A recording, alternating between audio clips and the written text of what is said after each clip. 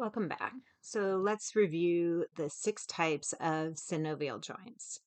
Um, so they each allow different types of movements and different degrees of freedom, meaning they can move either in one plane, 2 planes, or all 3 of the planes. And remember, the planes are the sagittal plane, the horizontal or transverse plane, and the frontal or coronal plane.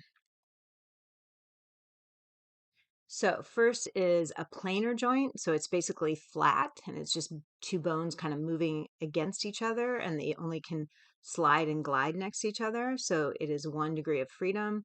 And those are our intercarpal joints. So the small joints at the base of your, just distal to your wrist joint, the carpometacarpal joints, and the vertebral facet joints.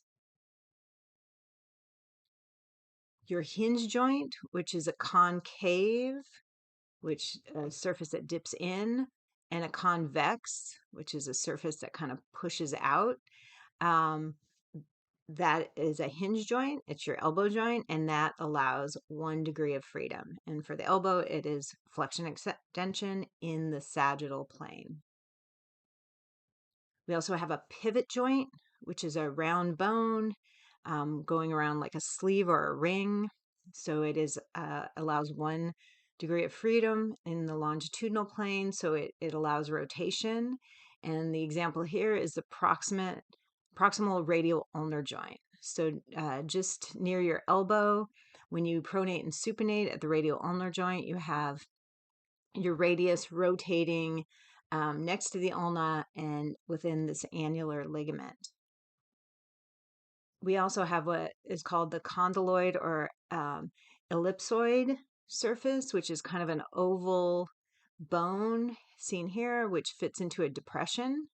Um, it allows 2 axes of movement, say flexion extension and AB and adduction. So in the sagittal plane and the frontal plane, it is our radial carpal joint, which is our wrist joint. And then you have your MCP and your MTP, which are your metacarpal phalangeal joint and your metatarsal phalangeal joint. So when you're looking at your hand and you're flexing your fingers, it's the joint, basically your knuckles.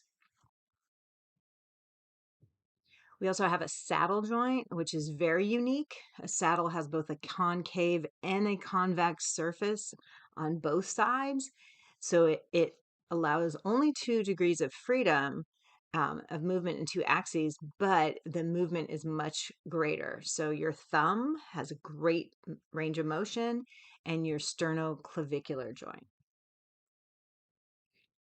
We also have the ball and socket joint. So it's a ball, spherical head goes into a cup-like socket and allows 3 degrees of freedom, or it moves in 3 axes. So the sagittal, frontal, transverse, or horizontal plane. And the 2 are your glenohumeral joint and your hip joint.